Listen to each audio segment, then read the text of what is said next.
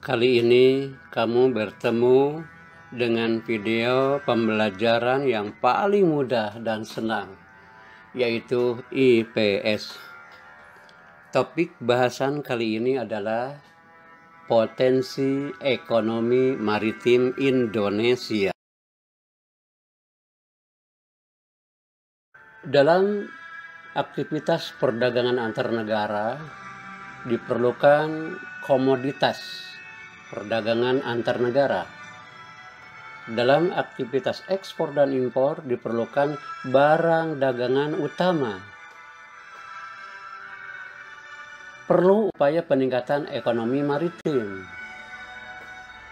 Upaya peningkatan ekonomi maritim meliputi potensi maritim Indonesia, hambatan pembangunan ekonomi maritim, dan upaya pengembangan ekonomi maritim Indonesia. Potensi ekonomi maritim Indonesia yaitu ekonomi maritim dan ekonomi kelautan. Ekonomi kelautan disebut juga marine economy, merupakan kegiatan ekonomi yang dilakukan di wilayah pesisir dan lautan serta di darat yang menggunakan sumber daya alam dan jasa-jasa lingkungan kelautan untuk menghasilkan barang dan jasa. Misalnya, usaha pengawetan ikan di pantai, usaha budidaya rumput laut. Ekonomi maritim atau maritime economy merupakan kegiatan ekonomi yang mencakup transportasi laut, industri galangan kapal dan perawatannya, pembangunan dan pengoperasian pelabuhan, beserta industri dan jasa terkait. Misalnya, pencarian ikan di laut, jasa penyeberangan antar pulau, usaha pembuatan kapal dan servis kapal. Rumput laut merupakan kekayaan sekaligus keindahan bawah laut untuk menarik wisatawan. Terdapatlah daerah yang memiliki keindahan bawah laut seperti Bunaken, Sulawesi Utara, Raja Ampat, Papua Barat, Labuan Bajo, NTT, dan Wakatobi di Kepulauan Sulawesi Tenggara. Menurut statistik perikanan FAO, Indonesia adalah peringkat kedua dalam produksi perikanan tangkap. Peringkat keempat dalam produksi perikanan budidaya. Kemudian negara kedua banyaknya jumlah kapal yang dimiliki setelah Tiongkok. Kekayaan laut dieksploitasi dan dimanfaatkan baik melalui metode produksi yang tradisional maupun berbasis teknologi.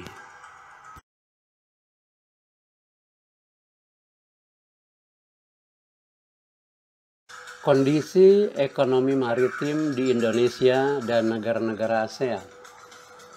Pembangunan ekonomi maritim akan membawa industri pada kebutuhan akan sumber daya manusia kemaritiman. Pembangunan di bidang kelautan diarahkan untuk mencapai 4 tujuan, yaitu 1. Pertumbuhan ekonomi tinggi secara berkelanjutan. 2. Peningkatan kesejahteraan seluruh pelaku usaha. 3. Terpeliharanya kelestarian lingkungan. 4. Menjadikan laut sebagai pemersatu. Kondisi ekonomi maritim di Indonesia. A. Sektor pelayaran. terdiri dari industri pelayaran, industri galangan kapal, sistem pelabuhan. B. Sektor perikanan. Potensi sektor perikanan Indonesia sangat besar.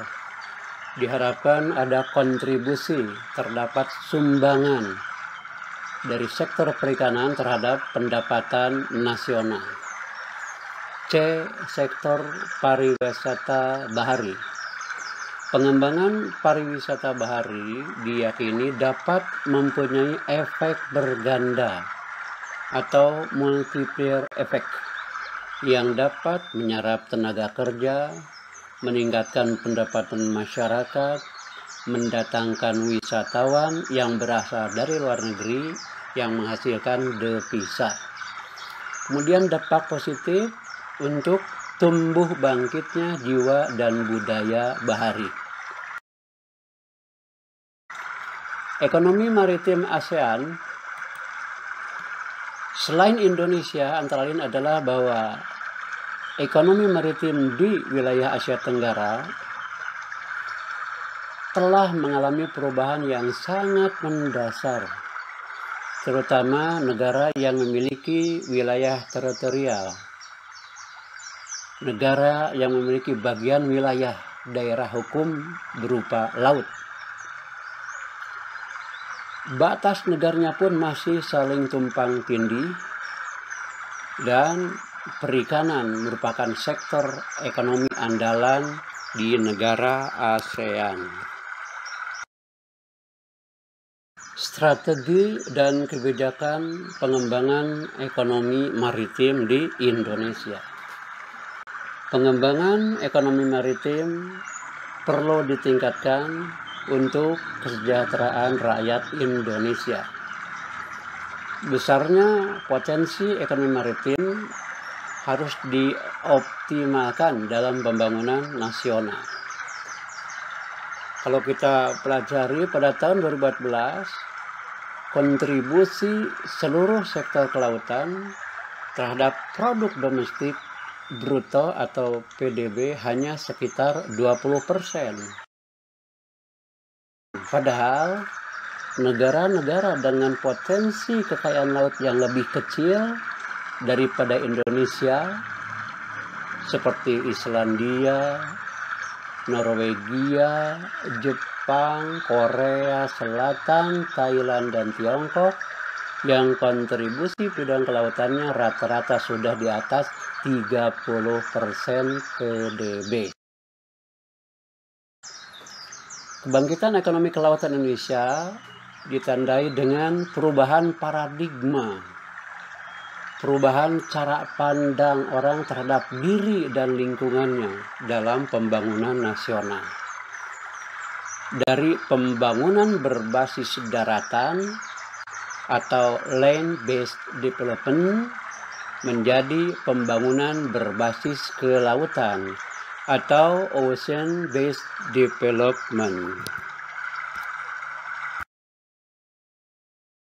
Melalui perubahan basis pembangunan dari basis daratan ke lautan, maka pelabuhan, armada pelayaran atau transportasi laut akan lebih maju dan efisien, dan memacu berbagai produk kebijakan publik, perlengkapan, prasarana, sumber daya keuangan yang menunjang pembangunan kelautan. Semua produk dari pertanian, tanaman pangan, hortikultur, perkebunan, kehutanan, peternakan, bahan tambang dan mineral, dan manufaktur akan lebih berdaya saing karena biaya logistik akan lebih murah, transportasi lebih murah, pergerakan barang lebih cepat.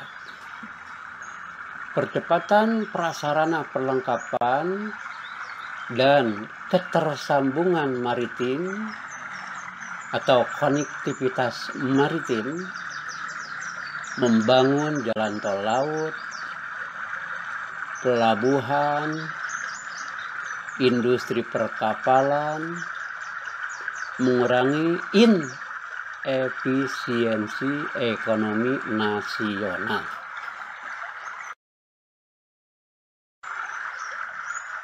Konektivitas maritim atau ketersambungan laut juga memberi jaminan kesatuan ekonomi.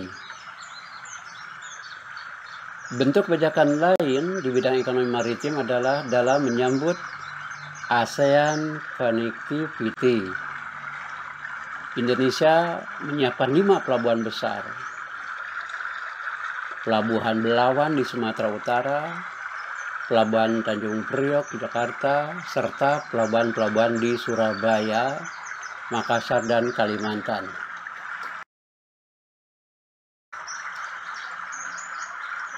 Aturan atau regulasi tiap negara di ASEAN sangat berbeda-beda, maka diperlukan harmonisasi aturan, diperlukan harmonisasi regulasi. Menjelang pemberlakuan MEA, Masyarakat Ekonomi ASEAN, mengatasi masalah sektor perikanan menjadi sebuah keharusan. Bagian 1. Tulislah pada nomor jawaban huruf A, B, C, atau D sesuai jawaban kamu.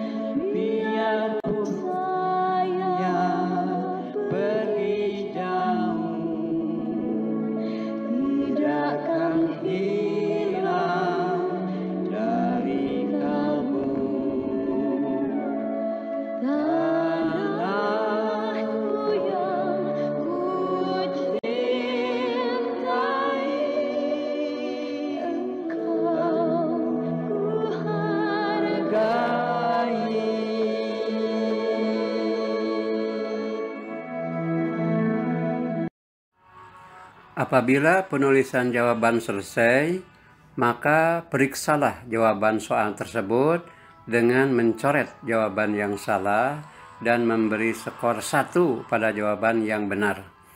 Lalu jumlahkan seluruh skor tersebut. Itulah skor murni kamu karena telah mengerjakan soal-soal secara jujur. Berikut ini kunci jawaban soal-soal tersebut.